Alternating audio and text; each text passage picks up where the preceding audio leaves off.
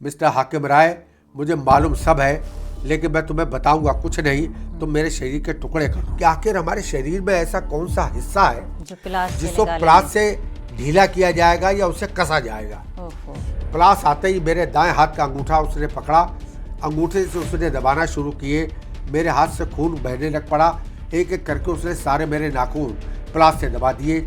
मेज पकड़ के खड़े होने की 2 बार कोशिश की, गिर पड़ा। देखिए मुलाकात हुआ करती। अच्छा, जब आप जेल पहुंच गए तो आपने जेल में देखा होगा कि आपके और भी साथी हैं, तो उस वक्त जेल में कितनी मौतें हुई? भाइयों और बहनों, राष्ट्रपति जी ने आपातकाल की घोषणा की है। इससे आतंकित होने का कोई कारण नहीं है।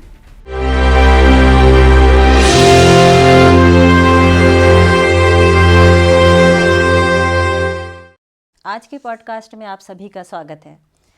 25 जून 1975 इतिहास में एक काला दिन, जिसे हम आप सब इमरजेंसी के नाम से जानते हैं। उस वक्त जब इमरजेंसी लगी थी तो जाहिर सी बात है एक हॉरर फिल्म का शो चला होगा। आज हमारे पॉडकास्ट में मेहमान हैं श्री वीरेंद्र अटल जी। आप चश्मदीद गवाह हैं उस वक्त की इमरजेंसी के, और साथ ही आप भुक्तभोगी भी हैं। वीरेंद्र अटल जी पेशे से पत्रकार हैं, अभी तो मूलतः बरेली में ही रहते हैं, लेकिन आपके जो पूर्वज हैं वो पाकिस्तान से बिलोंग करते थे।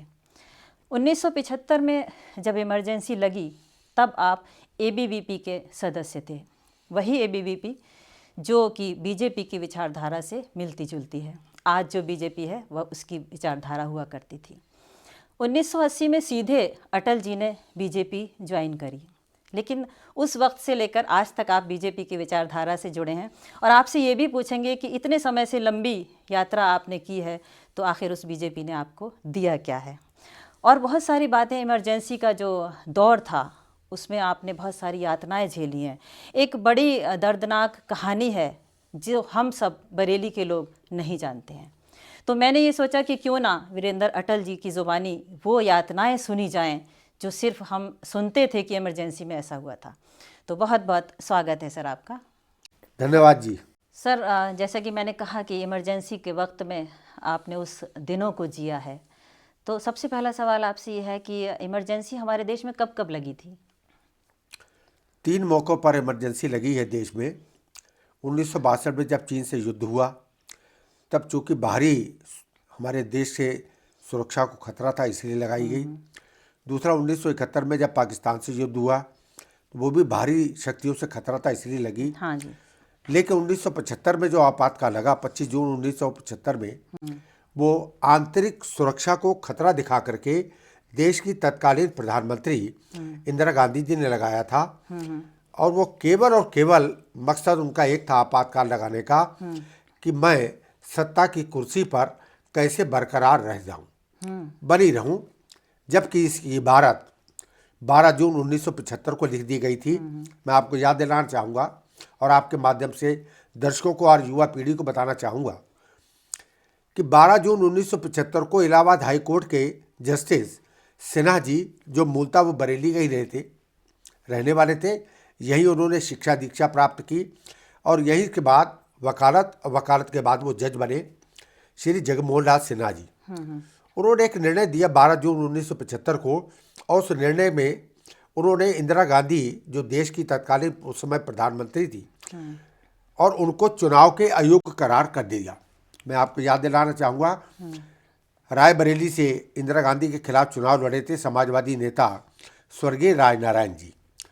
उन्होंने एक आरोप लगाया कि इंदिरा गांधी जी ने सत्ता और साधनों का दुरुपयोग करके इस चुनाव में को जीता है, और वो फैसला जा करके आया 12 जून 1975 को। आपको याद दिलाना चाहूँगा कि 1973 से लेकर के देश में भ्रष्टाचार के खिलाफ एक आंदोलन खड़ा किया लोकनायक जयप्रकाश नारायण जी के नेतृत्व में। उनका ऐसा मानना था, वो चूँकि स्वतंत्रता सेनानी भी थे, देश को आज़ाद कराने में उनका बहुत महत्वपूर्ण रोल था। उनको लग रहा था कि देश के अंदर जो भ्रष्टाचार दिन ब दिन बढ़ता जा रहा है, क्यों ना मैं छात्र और नौजवानों को इकट्ठा करके उनके द्वारा इस संघर्ष में भागीदारी सुनिश्चित कराऊं। इसकी शुरुआत पटना से हुई, बिहार से। उसके बाद ये आंदोलन गुजरात पहुंचा और धीरे धीरे ये आंदोलन ने इतना विराट स्वरूप ले लिया कि सारे देश भर के तमाम छात्र नेता और नौजवान, किसान, मजदूर वो इस आंदोलन से धीरे धीरे जुड़ते चले गए। ये कारवां इतना लंबा हो गया कि लोकनायक जयप्रकाश जी को लगा कि अब देश भर के लोगों को एक स्थान पर इकट्ठा करके एक मुहिम भ्रष्टाचार के खिलाफ छेड़ी जा सकती है। मुझे आज भी याद है 23 या 24 जून 1975 को दिल्ली के रामलीला मैदान में एक बड़ी जनसभा हुई, जिसमें लोकनायक जयप्रकाश नारायण जी के साथ ही तमाम विरोधी दलों के नेता उस समय अटल बिहारी वाजपेयी जी, सुब्रमण्यम स्वामी, लालकृष्ण आडवाणी जी, ऐसे तमाम नेता उस सभा में मौजूद थे। उससे घबराकर, उस सभा में जो भीड़ थी उससे घबरा करके तत्कालीन प्रधानमंत्री इंदिरा गांधी ने अपने कुछ लोगों से सलाह मशवरा किया और सलाह मशवरा लेने के बाद उन्होंने आपातकाल लगाने की घोषणा की। मुझे आज भी याद है 25 जून 1975 की आधी रात में उन्होंने देश के तत्कालीन राष्ट्रपति फखरुद्दीन अली अहमद जी थे, उनके हस्ताक्षर के बाद ही आपातकाल घोषित होना था और उनसे ज़बरदस्ती एक तरीके से हस्ताक्षर कराए गए। उसी रात को कांग्रेस विरोधी दलों के नेताओं को गिरफ्तारियां शुरू हो गई। मेरी भी पहले दिन से तलाश थी।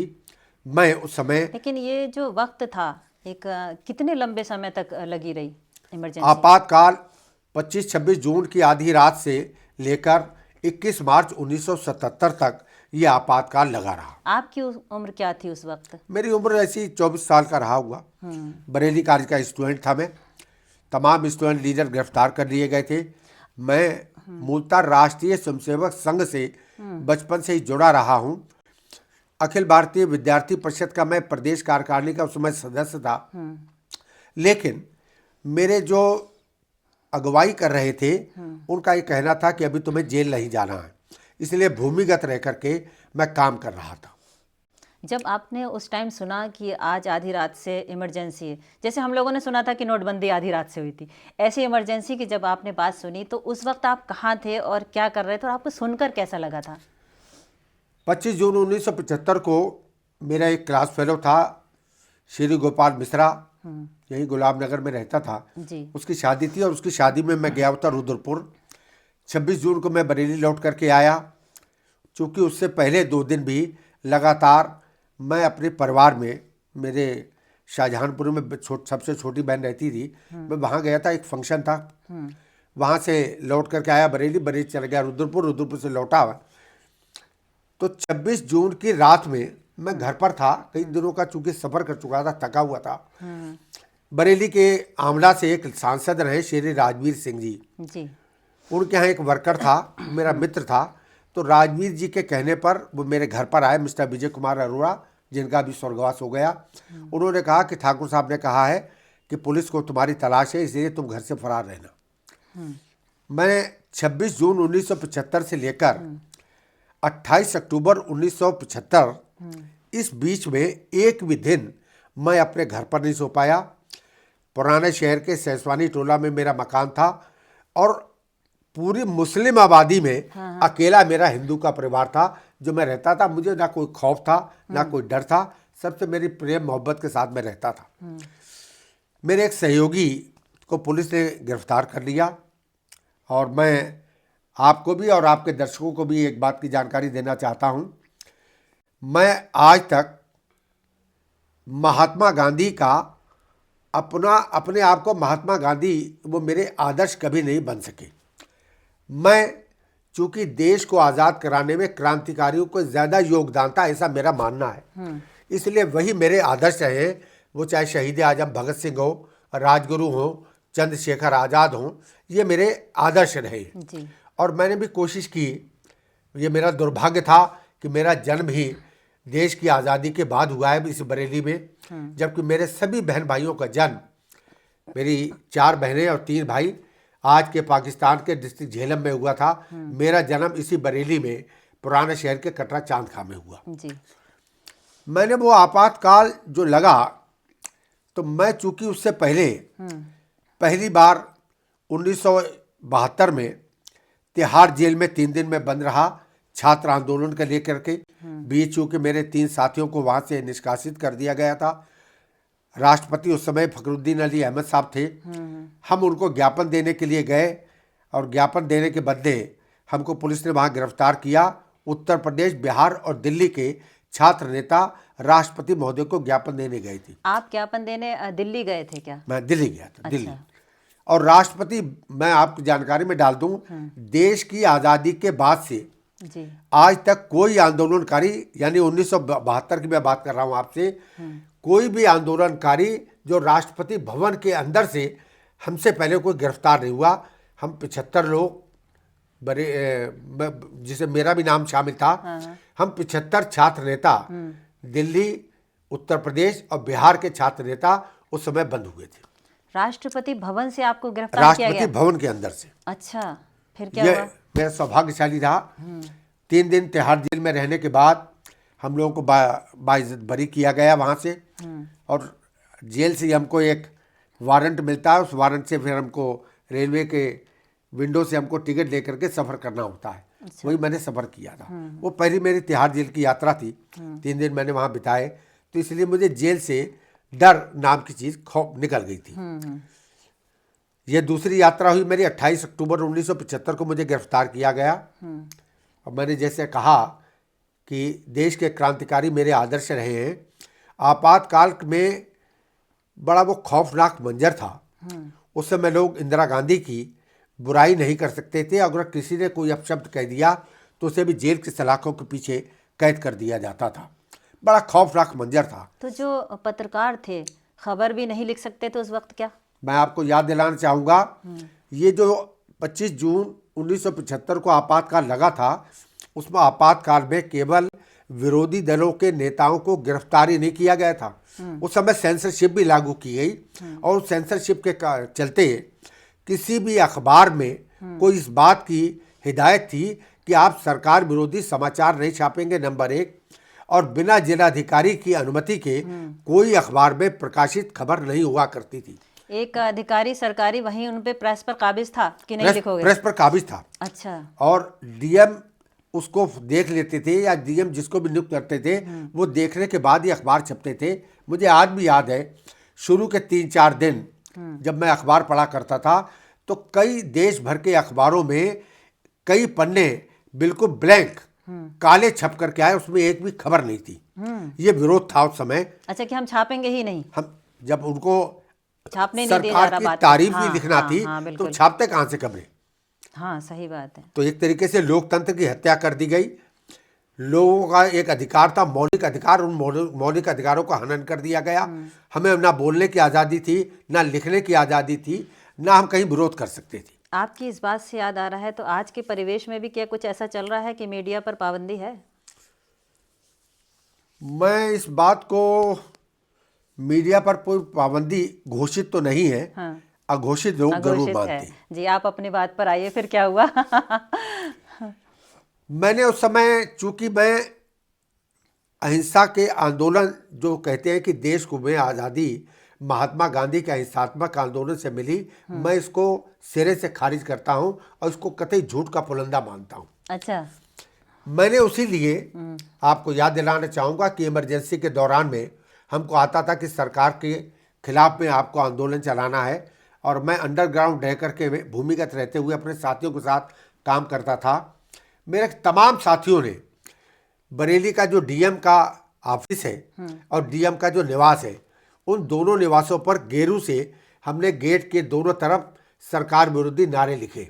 जो आज ऑफिस है वही की बात हो रही है? मैं उसी की बात कर रहा हूँ। अच्छा, जिलाधिकारी का जो घर है, अच्छा, आवास है, हाँ। उनके मुख्य द्वार के दोनों साइडों पर जो दीवारें हैं, उस समय बिल्कुल सफेद चूने से पुता करती थी।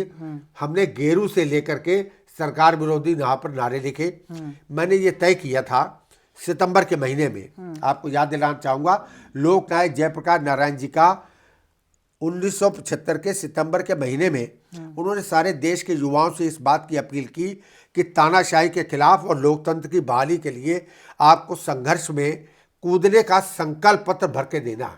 हमारे पास एक संकल्प पत्र प्रिंटेड आया था, लेकिन मेरे चूंकि आदर्श क्रांतिकारी रहे तो मैंने तय किया कि मेरे साथ जो भी मेरे सहयोग करेंगे, हम लोग पेन की स्याही के हस्ताक्षर करके संकल्प निभाएंगे।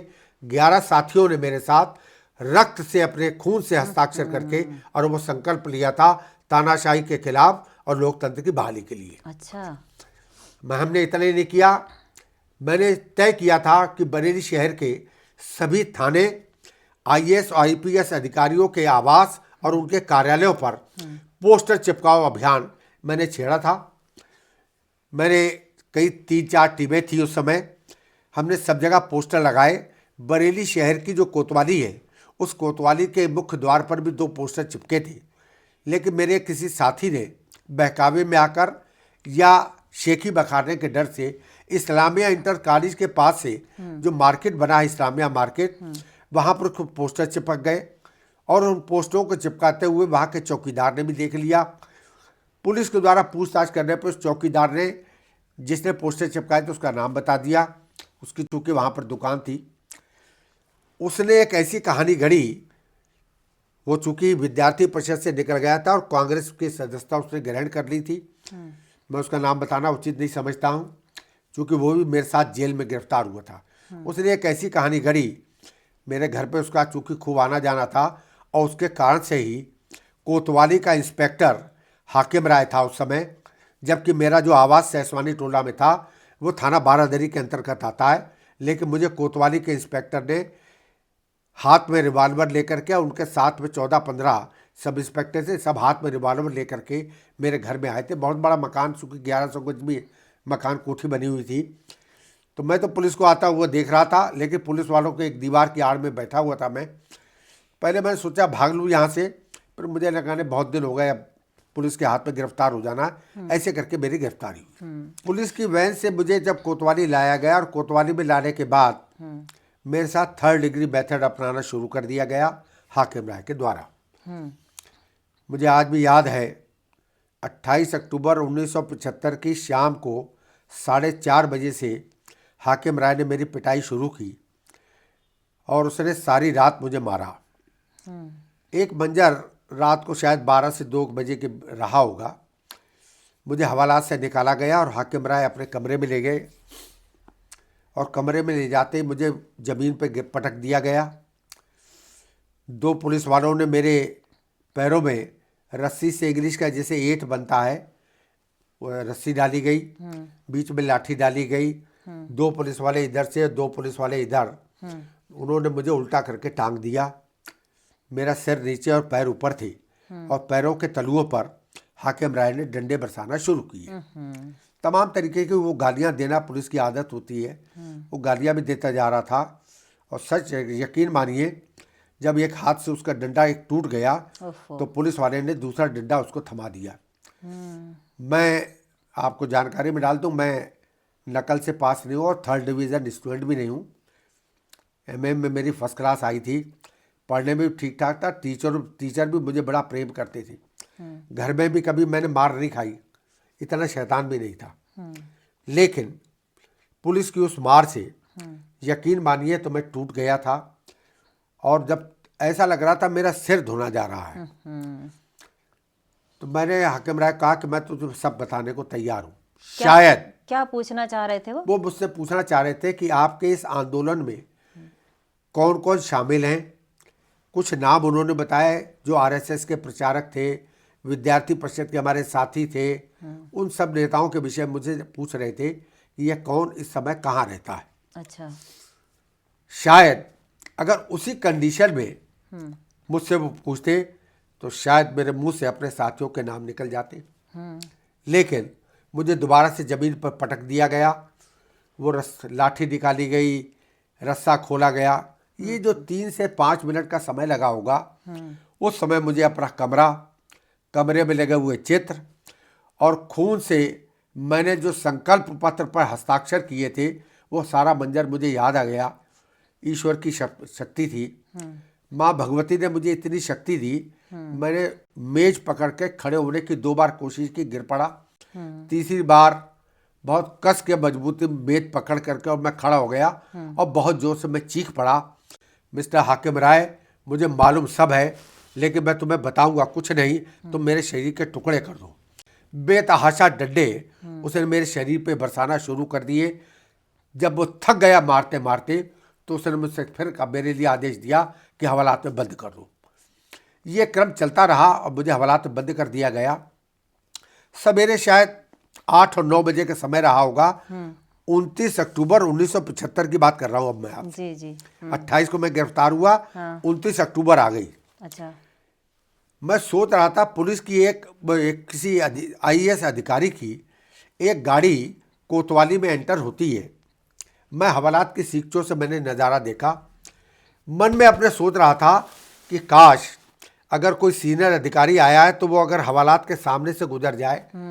तो उस समय मेरा ऐसा मानना था कि आईएएस और आईपीएस अधिकारी से अगर उसके अधीनस्थ कर्मचारियों की शिकवा शिकायत की जाती थी तो वो इतना आश्वासन जरूर देते थे, नहीं नहीं आप तुम्हारे साथ न्याय किया जाएगा, और हम अधिकारी ने किसी कर्मचारी ने शैतानी की है, बदसलूकी की है तो उसके खिलाफ एक्शन होगा, ऐसा मैं मानता था। इतना सोच ही रहा था मैं, तब तक 2 पुलिस वाले दौड़ते हुए आए। हवालात का ताला खोला गया, हमें हथकड़ी डाली गई। मैंने भैया आप कहाँ ले चल रहे हो? बोले तुम्हारी पेशी है सीओ के कमरे में डीएम साहब के सामने। मैंने ईश्वर का बड़ा धन्यवाद दिया, लेकिन जो सोचा था उसका उल्टा हुआ। उस समय बरेली के डीएम हुआ करते थे माता प्रसाद, जो बाद में उत्तर प्रदेश के मुख्य सचिव भी बने थे। माता प्रसाद जी सीओ की कुर्सी पर बैठे थे। सीओ थे उस समय डॉक्टर अजीत कुमार सिंह जी। हम दोनों को वहाँ खड़ा किया गया, नाम पते पूछे गए, किस क्लास में पढ़ते हो ये पूछा गया। तो हमको डीएम महोदय धमका रहे थे विल्स फिल्टर की सिगरेट पीते पीते हुए। हमसे उन्होंने कहा तुम्हारी बीए एमएससी सब घुसेड़ दूंगा, जो पूछ रहा हूँ सच सच बता दो, और नहीं बताओगे तो तुम्हारे घर वालों को उठा के मैं जेल की सीखचों में कैद कर दूंगा। मैं चूंकि इतना पिट चुका था, उससे अधिक पिटने की शक्ति मेरे अंदर आ चुकी थी। तो मैंने उस डीएम को बात को सुन करके चुप नहीं रहा। मैंने कहा डीएम साहब इस समय तो आप खुदा हैं, आप जो चाहें वो कर सकते हैं। मैं अपने आप को सौभाग्यशाली मानूंगा कि मैंने तानाशाही के खिलाफ और लोकतंत्र की बहाली के लिए आप मेरे सारे घर वालों को उठा के बंद कर ही दो। तो उनका फिर जवाब आया, बड़ा भारी तू देशभक्त बनता है। मैं इस पर भी चुप नहीं हुआ। फिर मैंने जवाब दिया कि मुझे देशभक्ति का प्रमाण आपसे नहीं लेना है। मेरे अंदर जो देशभक्ति का जज्बा है उसका प्रमाण पत्र मुझे बरेली के डीएम से नहीं लेना है। वो आग से बबूला हो गए। उनकी और इंस्पेक्टर की कुछ आंखों ही आंखों में बातचीत हुई, और बातचीत करने के दौरान ही इसी बीच में सीओ डॉक्टर अजीत कुमार सिंह कमरे में आए। तो अजीत कुमार सिंह ने कहा कि मेरे कमरे में ये सब कुछ नहीं होगा। तब तक 1-2 पुलिस वाले प्लास ले आए थे। हाकिम राय के हाथ में डंडा था, तो उसको ये लगा कि इसको टॉर्चर किया जाएगा। तो सीओ डॉक्टर अजीत कुमार सिंह ने विरोध किया, और विरोध करने का परिणाम हुआ कि डीएम ने कहा गेट आउट। तो वो बेचारा चले गए, उनके अधीनस्थ थे वो, इसलिए सीओ वहाँ से चले गए। माता प्रसाद जी के सामने पहले हमको डंडे मारे गए, उसके बाद प्लास मंगाया गया। जब तक प्लास आता तब तक मैं अपने जेहन में सोचता रहा कि आखिर हमारे शरीर में ऐसा कौन सा हिस्सा है जिसको प्लास से ढीला किया जाएगा या उसे कसा जाएगा। प्लास आते ही मेरे दाएं हाथ का अंगूठा उसने पकड़ा, अंगूठे से उसने दबाना शुरू किए। मेरे हाथ से खून बहने लग पड़ा। एक एक करके उसने सारे मेरे नाखून प्लास से दबा दिए। ये सारा मंजर देख करके मेरा साथी, जिसका नाम रमेशानंद था, वो टूट गया। मुझसे पता पूछा जा रहा था विद्यार्थी परिषद के उस समय हमारे विभाग के संगठन मंत्री होते श्रीनिवास जी। उनका श्रीनिवास का पता मैं बता देता हूँ, इस समय वो सुभाष नगर में रहती है। उसने इस डर के मारे बता दिया, उसको ये खौफ पैदा हो गया था कि जैसे इसके हाथों के नाखून खींचे गए हैं, यही अब चीज़ मेरे साथ दोहराई जाएगी। नाखून आपके दबा कर निकाल दिए गए, क्या हुआ था मंजर? आपकी बात सुन के मेरे वाकई रोंगटे खड़े हो रहे हैं। मेरे ये सारे नाखून दबाए गए। ये बीच की उंगली का नाखून मेरा इसी के साथ बचा रह गया नाखून। ये नाखून मेरा जेल में पहुंचने के बाद निकाला गया। वहाँ भी निकाला गया? मुझे निकलवाना पड़ा, ये अटका रह गया था किनारा इसका। अच्छा। इसलिए मुझे वहाँ निकलवाना पड़ा। मेरे हाथों में पट्टियाँ बंधी थी। मेरे साथियों ने जेल के अंदर उस दिन हड़ताल कर दी। हड़ताल इस बात के लिए की थी कि जेल के अंदर जो भी गिरफ्तार करके जाता है उसका डॉक्टरी मुआयना किया जाता है। तो चूँकि मुझे शाम को 6 बजे के बाद जेल में भेजा गया था, तो मेरे साथियों को पता लग गया था कि हमारे किसी साथी को पुलिस ने बहुत टॉर्चर किया है और वो जेल के अंदर है लेकिन हमारे बीच में नहीं है। तो पहले मुझे दूसरे सड़के से अपने साथियों के बीच भेजा गया और मैं जैसे बीच में गया तो सब लोग बहुत गुस्से में आ गए थे। बेचारों ने खाना भी नहीं खाया था। उन्होंने हड़ताल कर दी और ये कह दिया कि अब हम जेल में बंद नहीं होने देंगे आज। सारे नाखून आपके प्लास से निकाल दिए गए। उस तकलीफ में आप फिर पट्टी बांध दी गई, फिर आप कहाँ जेल गए? मेरा पट्टी उट्टी सारा मेरा जेल के अंदर हुआ है। अच्छा, तब तक आप ऐसे ही गए? ऐसे ही मेरे हाथों से खून बह रहा था। खून बहते बहते आप जेल पहुंचे? मैं इसका एक किस्सा और सुनाना हाँ चाहता जी, हूँ। बिल्कुल। उस बहते हुए खून के बीच में ही मेरे साथी द्वारा श्रीनिवास जी का पता सुभाष नगर में रहते हैं बताए जाने पर हमको कोतवाली से एक पेट्रोल कार नंबर 1 हुआ करती थी, उसमें लादा गया और वो गाड़ी हमको ले गई सुभाष नगर। सुभाष नगर में आप गए हो तो एक वाजपेयी मिष्ठान भंडार है, वहाँ से नीचे रास्ता जाता है जो बदायूं रोड पे जाता था। तो वो जो पेट्रोल कार नंबर 1 थी वो नीचे जा नहीं सकती थी, इसलिए वाजपेयी मिष्ठान भंडार से हमको उतार करके और वहाँ से पैदल ले जाया गया। इसी बीच में मैंने अपने साथी रमेश को इशारों में कहा कि अब घर का पता तुम नहीं, मैं बताऊंगा। मुझे आज भी याद है, हम उस वाजपेयी मिष्ठान भंडार से जब नीचे उतरे तो बाएं हाथ पर सुभाष नगर उस समय पूरा बसा नहीं था, बाएं हाथ पे शायद 5वीं या 6ठी गली रही होगी। उस गली में हम घुस गए। सीधे हाथ पर एक खपड़ेल नुमा मकान था। मैंने इशारा किया कि यही इसी में रहते हैं श्रीनिवास। बाद में मुझे बहुत जानकारी हुई, हाकिम राय ने उस घर का दरवाज़ा अंदर से कुंडी लगी थी तो दरवाज़ा तोड़ करके लात मार करके उसको गया और अंदर गए, तलाशी ली। वहाँ श्रीनिवास नाम का कोई नहीं था। अंदर जो महिला की आवाज़ बच चुकी, बाहर खड़ा था महिला, अरे नाच पीटे तेरा नाच हो जाए, मैं तो नल पे नहा रही थी और तू गुस्साया। उन्हें मोटा श्रीनिवास कहाँ छिपा रखा है, उन्होंने कहा यहाँ कोई नहीं रहता। तो श्रीनिवास का क्या रोल था उस वक्त? श्रीनिवास जी हमारे विद्यार्थी परिषद के विभाग संगठन मंत्री थे, इसलिए पुलिस को उनकी भी तलाश थी। अच्छा, ऐसा। इसलिए उनके बारे में जानकारी ली जा रही थी, क्योंकि वो हमारे नेता थे और बरेली के साथ 4 जिले और में वो काम किया करते थे। अंततोगत्वा जब वो श्रीनिवास नहीं मिले तो हमको फिर बरेली कॉलेज के कई छात्र उस समय सुभाष नगर में रहते थे, वहाँ बड़ी तेजी से अफवाह फैली कि वीरेंद्र राठौर को पुलिस ने गिरफ्तार कर लिया है। उस समय के दौर की मैं बात कर रहा हूँ आपसे। सुभाष नगर में रहने वाले जो स्टूडेंट थे बरेली कॉलेज के, उनके बारे में धारणा पुलिस की भी कुछ दूसरी थी कि वहाँ के लोग अपने किसी साथी पर अगर पुलिस जुल्म ढाती थी तो सारा एकजुट होकर के संघर्ष किया करते। ऐसे ही मेरे बारे में जब जानकारी मिली और हमको लौट कर लाया जा रहा था पुलिस की वैन तक, हम पैदल आ रहे थे तो वहाँ लगभग 150-200 बरेली कॉलेज के स्टूडेंट इकट्ठा हो चुके थे। पुलिस वाले चूँकि 8-10 थे तो उन्होंने कहा, हाकिम राय की समझ में आया कि ये सुभाष नगर के नौजवान बड़े शैतान हुआ करते हैं, ऐसा ना हो ये वीरेंद्र राठौर को हमसे छीन करके ले जाएं। तो उसने वहाँ लाठीचार्ज किया गया और जल्दी से हमको गाड़ी में लाद करके और गाड़ी से हमको कोतवाली ले आया गया। कोतवाली लाने के बाद हमको यहीं से पैदल आदेश दिया पुलिस वालों को, इनको पैदल ही यहाँ से कचहरी लेकर के जाओगे। मुझे नाम तो याद नहीं। तो अभी तक आप जेल नहीं गए थे, अभी थाने के बाद की बात बता ये रहे थाने की बात हैं। हाँ हाँ। जब हमको 29 अक्टूबर को लगभग 11:30 बजे के आसपास पैदल आदेश दिया गया पुलिस वालों को, इनको पैदल ही कचहरी पे लेके जाओगे, अगर किसी वाहन से लेकर के गए तो मैं तुम्हारी ऐसी तैसी कर दूंगा। आज भी मुझे याद है, कोतवाली के आगे बढ़ करके पहलवान साहब की मजार हुआ करती है। वो मजार जैसी हमने क्रॉस की तो एक पुलिस वाले की आंख में आंसू थे और उसने मुझसे ये कहा, भैया हाकिम राय बड़ा जल्लाद है इंस्पेक्टर, मेरा मन ये कर रहा है कि मैं तुम्हें गोदी में उठा करके ले जाऊं। तो मैंने कहा, यार तुम रो क्यों रहे हो? बोले, आपका मेरे ऊपर बहुत बड़ा एहसान है। मुझे याद ही नहीं आ रहा था कि मैंने इस पुलिस वाले के साथ ऐसा कौन सा काम किया है जिसकी वजह से इसकी आंख में आंसू मेरे दर्द की वजह से हो रहे हैं। तो उसने मुझे बाद में बताया कि आप ही की शिकायत पर मैं सस्पेंड हो गया था और आप ही की वजह से मैं नौकरी में बहाल हुआ था, इसलिए मैं आपका शुक्रिया अदा करता हूँ। इसलिए मेरे मन के अंदर ये भाव है कि मैं आपको गोदी में ले जाऊँ। हम लोग पैदल कचहरी पहुँचे। हमारे विषय में जानकारी शायद कुछ वकीलों को मिल चुकी थी। मैं उस समय बरेली कॉलेज का स्टूडेंट लीडर भी था। लगभग 200-250 वकील वहाँ पर इकट्ठा हुए। सब मेरे हौसला अफजाई कर रहे थे।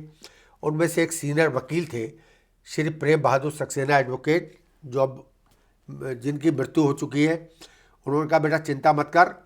मुझसे उन्होंने पूछा और एक एप्लीकेशन मुझे ड्राफ्ट करके दी और मुझे इस बात की कान में हिदायत दी कि ये ऐसे करके देना मत। उस समय का दौर के मैं आपको जानकारी देना चाहता हूँ। अदालत के अंदर से हम जैसे लोगों को गिरफ्तार करने के बाद अगर वो एप्लीकेशन जज महोदय को दी जाती थी तो पुलिस के दरोगा और कांस्टेबल छीन लिया करते थे और मजिस्ट्रेट कुछ कर नहीं पाते थे। मैंने भी वो एप्लीकेशन ऐसे फेंकी थी। मैंने उसमें केवल आरोप ये लगाया था पुलिस ने अकारण मुझे गिरफ्तार किया है, मेरे साथ बदसलूकी की है, मुझे 3rd डिग्री मेथड अपनाया गया है, मेरे शरीर में चोटों के निशान हैं, इसलिए मेरा डॉक्टरी मुआयना जिला अस्पताल में कराया जाए। तो जो आपने फेंका वो उन तक पहुंचा? हाँ, पहुंच गया। आपकी जो कहानी है, मुझे तो ऐसा लग रहा है कि मैं आज़ादी से पहले की बात सुन रही हूँ या आप आज़ाद देश की बात बता रहे हैं, इमरजेंसी की। मैं उस दौर के विषय में केवल इतना ही कह सकता हूँ, आपातकाल का जो खौफनाक मंजर था, उस खौफनाक मंजर में सिर्फ 3 बातें याद दिलाता हूँ आपको जी। उस समय ना कोई अपील थी, ना कोई दलील थी और ना कोई वकील था। हमारी कोई सुनने वाला नहीं था। मैं जेल पहुंचने की बात की उस समय मुझे तो DIR के अंदर गिरफ्तार किया गया। उस समय कानून था मीसा। हाँ, मीसा था। मीसा के अंदर जो गिरफ्तार लोग थे उनकी ना कोई अपील थी, ना दलील थी, ना कोई वकील था। तो फिर बाहर कैसे आते थे? बाहर ही नहीं आते थे वो, हमेशा के लिए जेल? हमेशा ही जेल थे वो। और उनके परिवार के लोगों की महीने में एक बार 1 घंटे की मुलाकात हुआ करती थी। अच्छा, जब आप जेल पहुंच गए तो आपने जेल में देखा होगा कि आपके और भी साथी हैं, तो उस वक्त जेल में कितनी मौतें हुई थी इमरजेंसी के टाइम में? बरेली की जेल की अगर बात करेंगे आप तो लगभग 225 लोग उस समय जेल में बंद थे। मैं कुछ नाम लेना भी बहुत ज़रूरी समझता हूँ। देश को आज़ाद कराने में जिन लोगों ने महत्वपूर्ण भूमिका निभाई उसमें एक नाम है श्री राम मूर्ति जी, जो बरेली से MP भी रहे, कैबिनेट मिनिस्टर भी रहे और पार्लियामेंट के मेंबर भी रहे, जिनका आज कॉलेज है, जिनका आज मेडिकल कॉलेज और इंजीनियरिंग कॉलेज है जिनके नाम पर। उन्हीं के एक सहयोगी हुआ करते थे स्वतंत्रता सेनानी श्री प्रताप चंद आज़ाद जी, वो भी उस समय जेल में बंद थे। बरेली में एक विधायक हुआ करते थे डॉक्टर रमा वल्लभ मिश्रा जी, वो भी जेल में बंद थे। एक और कई बार विधायक चुने गए स्वर्गीय सत्यप्रकाश अग्रवाल जी, वे भी उस समय जेल में बंद थे। ऐसे लगभग 225 लोग बरेली की जेल में बंद थे। फाल्तूनगंज, कालीबाड़ी और फाल्तूनगंज आमने सामने हैं। फाल्तूनगंज के एक रहने वाले चेतराम लोधी, जो जनसंघ के उस समय कार्यकर्ता थे, मेरे बड़े भाई के साथ भी उनकी गिरफ्तारी हुई थी। उन चेतराम लोधी की जेल में ही मृत्यु हो गई। नाटकबाजी के दौरान उनको वहाँ से डेड बॉडी को ही जिला अस्पताल भिजवाया गया। फिर वो डॉक्टरों ने मृत उनको घोषित कर दिया गया और उनको जेल में लाया गया। उनकी डेड बॉडी उनके घर वालों को सौंपी नहीं गई। जेल से ही उनके घर वालों को लेकर के सिटी शमशान भूमि पर उनका अंतिम संस्कार कर दिया गया। उस इमरजेंसी में जो 25 जून 1975 से लेके 21 मार्च 1977 तक लगी रही, उस दौरान देश भर में 102 लोगों की मृत्यु हो चुकी थी। जेल में हिंदुस्तान की तमाम जेलों में मृत्यु हुई, जिसमें से बरेली में भी शहीद चेतराम की मृत्यु हो गई थी। बड़ा दर्दनाक खौफ था, वो मंजर था वो। तो जब आपने ये देखा कि अब जेल से तो हम कभी बाहर जाएंगे नहीं, तो फिर वो ऐसा वक्त कब आया कि आप जेल से निकले? मैं चूंकि DIR में गिरफ्तार था, इसलिए हर 14 दिन में मुझे एक बार कचहरी आने का अवसर मिलता था। मैं हर बार पहली तारीख से लेकर के लगातार जेल से मैं DM को चिट्ठी लिखता था और जब भी अदालत में जाता तो मजिस्ट्रेट को एप्लीकेशन देता था कि मैं चूंकि अखिल भारतीय विद्यार्थी परिषद एक रजिस्टर्ड छात्र अध्यापकों का संगठन है, मैं उसकी प्रदेश कार्यकारिणी का सदस्य हूँ, इसे मेरी B क्लास की जाए। मेरी लगभग 3 महीने के बाद मेरी बी क्लास हुई और बी क्लास के बाद मुझे डिस्ट्रिक्ट जेल से ट्रांसफ़र कर दिया गया सेंट्रल जेल में, क्योंकि बी क्लास की सुविधाएं डिस्ट्रिक्ट जेल में उपलब्ध नहीं थी। वहाँ उत्तर प्रदेश के तमाम जिलों के बड़े नेता भी यहाँ मेरे साथ बंद रहे। उसके बाद मैंने बरेली कॉलेज का स्टूडेंट था, मुझे एग्ज़ाम देना था, तो एग्ज़ाम देने के चक्कर में मेरी अप्रैल 1976 में जमानत हो गई। मैंने परीक्षा दी और लगभग 9 महीने बाद अदालत से इसी केस में मैं बाइज्जत बरी हो गया। आप वीरेंद्र अटल जी लोकतंत्र के सेनानी, स्वतंत्रता सेनानी नहीं, आप सोच सकते हैं कि लोकतंत्र में भी सेनानी बनने की ज़रूरत पड़ी थी। ऐसा खौफनाक मंजर इमरजेंसी का था। अभी बहुत कुछ है आपसे जानने के लिए, अभी मेरी कहानी और आपकी कहानी पूरी नहीं हुई है, तो नेक्स्ट एपिसोड में हम आपको फिर से तकलीफ़ देंगे कि आप आएँ और हमारे लोगों को इस सच्चाई से रूबरू कराएं कि और क्या क्या होता था। और इसके साथ ही हम आपसे अगला और ये भी जानना चाहेंगे कि उस वक्त में और इस वक्त में आपको क्या फ़र्क लगता है।